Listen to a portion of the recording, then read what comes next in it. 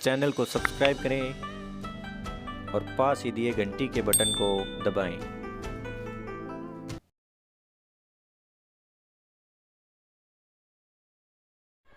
Hello students, welcome on our YouTube channel. Today we will discuss on central government, the chapter of class 10th in RBSE. सबसे पहले government, what is government? Government होती क्या है? Government is a system of controlling the country. किसी भी country state को control करने का जो सिस्टम है वो क्या है? गवर्नमेंट है। Government has 3 organs. इसके 3 ऑर्गन होते हैं। कौन कौन से? फर्स्ट है legislature, second executive, third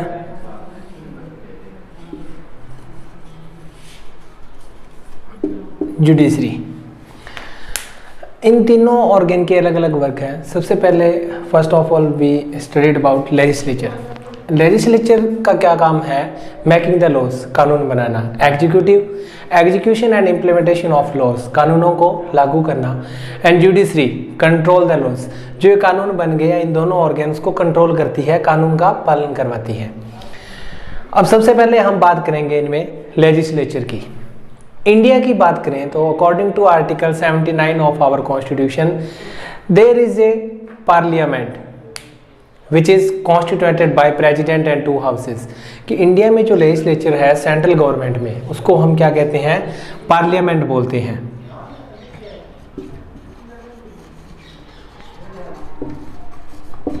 parliament के 3 पार्ट होते हैं। 3 पार्ट होते हैं। कौन कौन से? First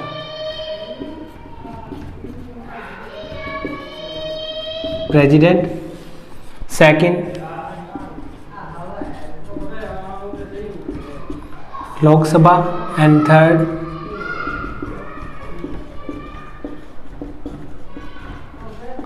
Rajya Sabha.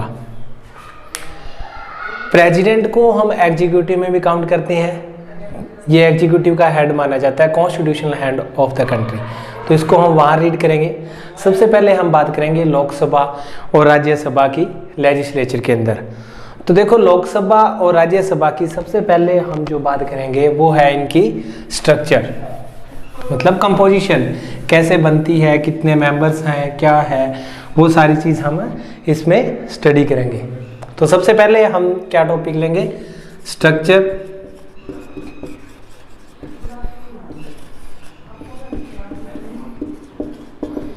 Of Lok Sabha and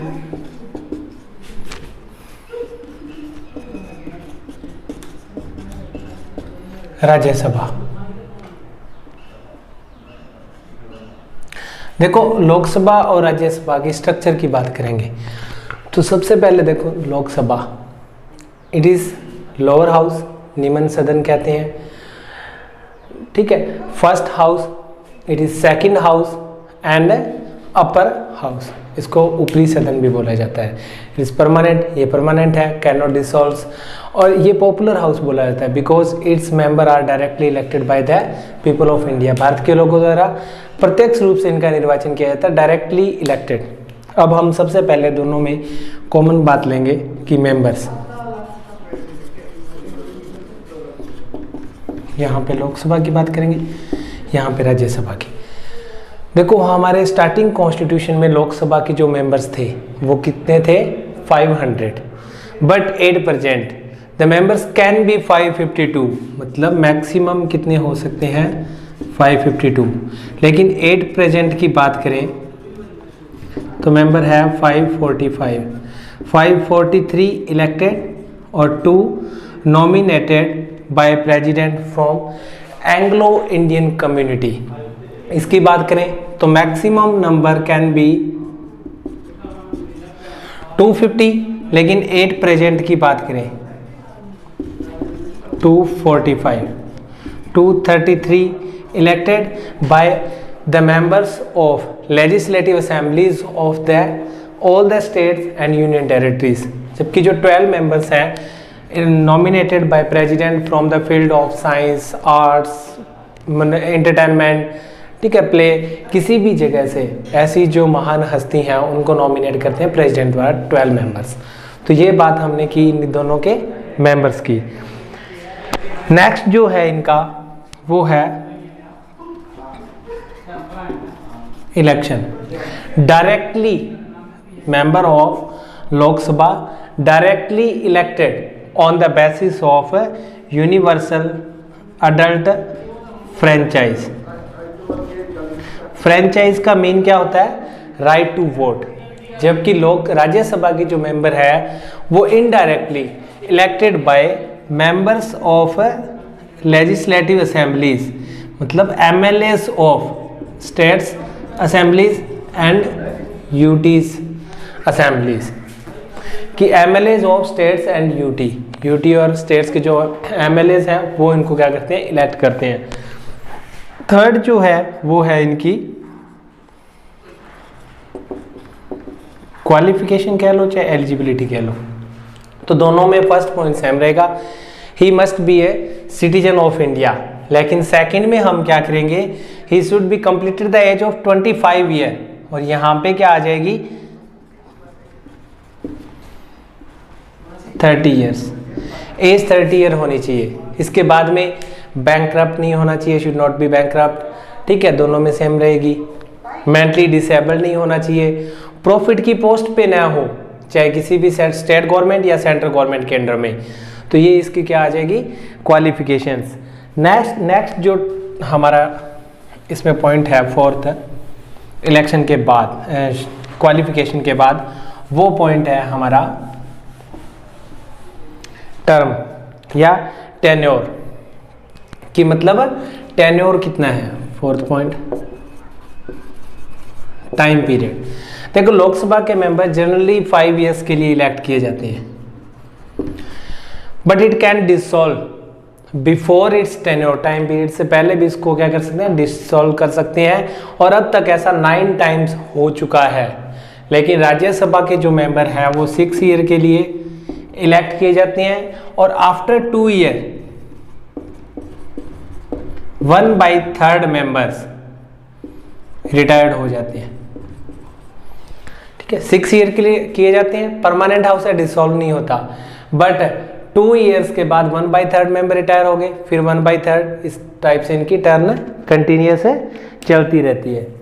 इसके बाद हम बात करेंगे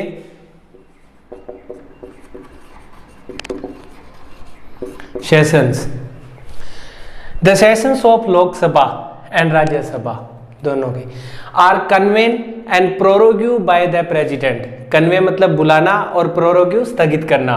तो कन्वे एंड पोस्टपोन या प्रोरोग्यूड बाय प्रेसिडेंट, प्रेसिडेंट इनके सेशंस को बुलाएगा और स्थगित करेगा।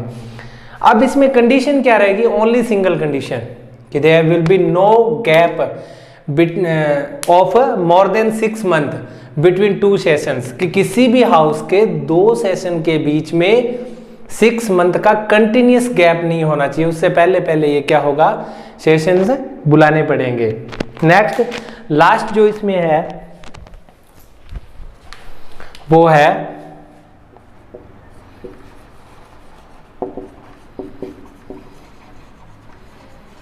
Office bearer, officers.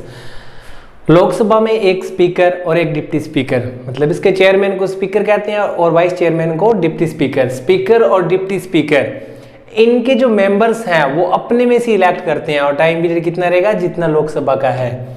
इनको पहले भी हम क्या कर सकते हैं? रिजोल्यूशन, एक प्रस्ताव पास करके हटा सकते हैं लोकसभा में प्रेजेंट मेंबर की मेजोरिटी से। राज्यसभा में जो चेयरमैन है वो क्या होता है? एक्स ऑफिसियो होता है। इंडिया का वाइस प्रेसिडेंट है, वो हमेशा राज्यसभा का चेयरमैन माना जाएगा। जबकि वाइस चेयरमैन को हम क्या करेंगे? इनमें से ही इलेक्ट करेंगे, ठीक है। तो जो इसका चेयरमैन है उसका टाइम पीरियड टेन्योर कितना रहेगा? 5 इयर्स का, because the time period of our vice president is 5 years. तो हमारे वाइस प्रेसिडेंट का टाइम पीरियड भी 5 ईयर है, तो इसलिए 5 ईयर रहेगा। जबकि वाइस चेयरमैन का 6 ईयर रहेगा, क्योंकि वो इसी हाउस का मेंबर होता है, ठीक है। After the structure of Lok Sabha and Rajya Sabha, we will start powers of Lok Sabha and Rajya Sabha. The powers are same, but some difference in both the houses. सबसे पहले जो पावर है वो है लेजिस्लेटिव पावर। लेजिस्लेटिव पावर्स, देखो नाम से ही पता चल रहा है, लेजिस्लेटिव मेकिंग द लॉज, जो पार्ट लॉ बनाता है उसको लेजिस्लेचर कहते हैं। तो लेजिस्लेटिव लॉ मेकिंग प्रोसेस से रिलेटेड पावर्स। तो बोथ द हाउसेस इक्वली, इनके पास क्या कि बराबर राइट रहता है, equally rights on legislative powers and they can make laws on union list, concurrent list and state list.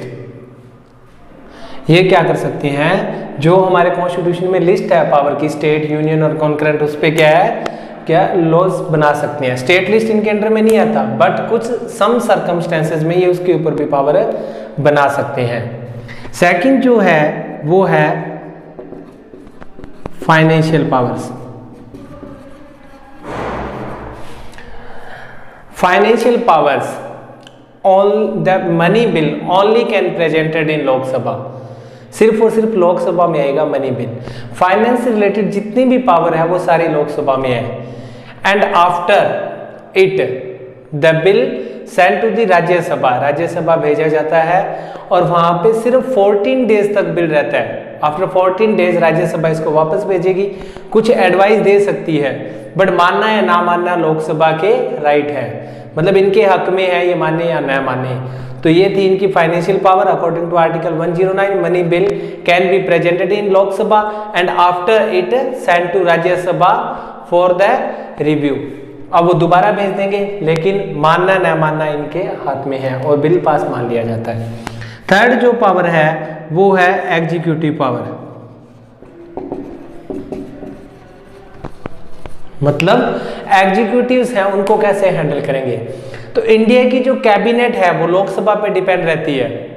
The cabinet enjoys itself on the till the trust of Lok Sabha, जब तक लोकसभा का ट्रस्ट है, विश्वास प्राप्त है। कारण कि जो कैबिनेट है वो लोकसभा की मेजोरिटी से बनती है, ना कि राज्यसभा की। तो एग्जीक्यूटिव पावर इनके पास क्या है कि ये कैबिनेट को कंट्रोल करते हैं। Rajya Sabha only ask the questions in Rajya Sabha, कि जब सेशन चल रहा हो तो ये क्या कर सकते हैं, किसी भी सब्जेक्ट पे कैबिनेट से क्वेश्चन पूछ सकते हैं, उसके ऊपर सप्लीमेंट्री क्वेश्चन पूछ सकते हैं। सिर्फ क्वेश्चन से ये क्या करते हैं, उनके ऊपर थोड़ा बहुत कंट्रोल कर सकते हैं, बट जो कंट्रोल है वो सारा किसका रहता है, राज्यसभा का। फोर्थ जो पावर है वो है